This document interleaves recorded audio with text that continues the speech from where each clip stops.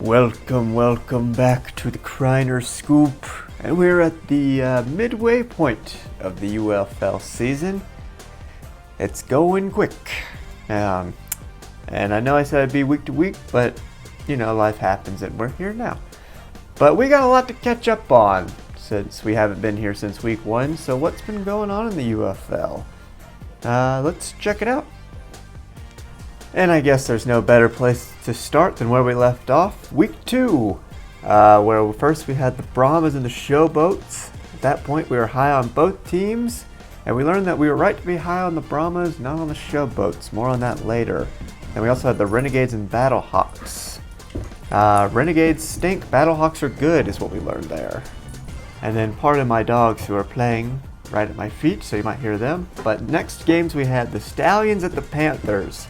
And at this time, I thought the Panthers' victory was a fluke. I did not buy into EJ Perry. I still really don't. But the Stallions are the real deal, still haven't lost. Roughnecks stink, defenders are okay. Alright, so another week of coverage down. 3 more to go till we're all caught up. So week 3, what happened week 3? I don't really have any photos of it. I know Houston and Arlington still didn't win a game, and Birmingham still didn't lose a game. San Antonio might have lost their first one. There's also a fair amount of games where teams came back in the last 2 minutes after being down 2 possessions. So that rule change is definitely working for the UFL to make games exciting in the last 2 minutes. Alright, so that carries us into week 4, and you can see my predictions where I was going to make a video, where I was going to pick the Memphis Showboats over the Battlehawks. Battlehawks won that game, I think. I was going to pick the DC Defenders over the Stallions. The Stallions whooped up on my defenders, so I was wrong there as well. I put the Brahmas were going to beat the Michigan Panthers at home, and I think they did. And then I put Arlington was going to beat Houston in Houston's home, but I think Houston actually won that, and that's their first win of the year.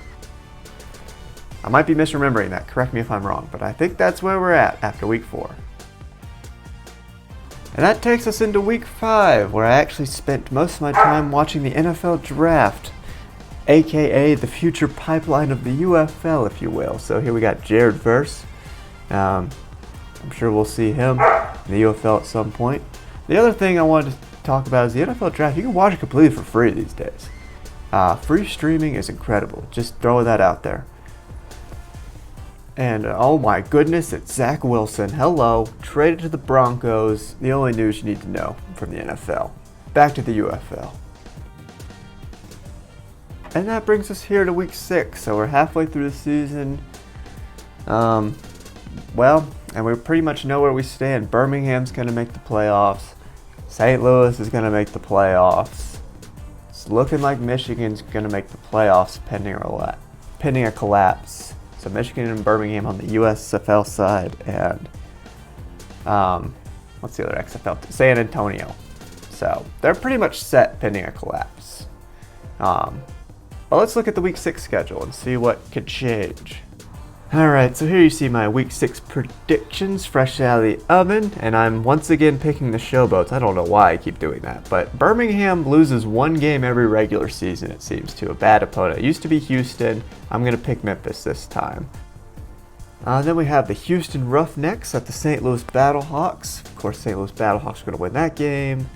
Arlington Renegades versus Michigan Panthers. I don't know why I chose the Renegades. I just really like Louis Perez, and I just don't trust EJ Perry. I don't even know if he's still playing for Michigan at this point. And then San Antonio Brahmas against the DC Defenders. DC needs to win that game to have a chance. So yeah, picking DC to win that one. So we'll see how we do on those picks. I'll try and put a record of that next video, just to keep myself honest for you. I don't want to be giving you just any kind of picks. You know, I don't want you to go to ESPN Bets and be like, Josh told me all this, and then they'll be like, who? But yeah, so the games are starting now, so let's get back into it, and we'll see you next time.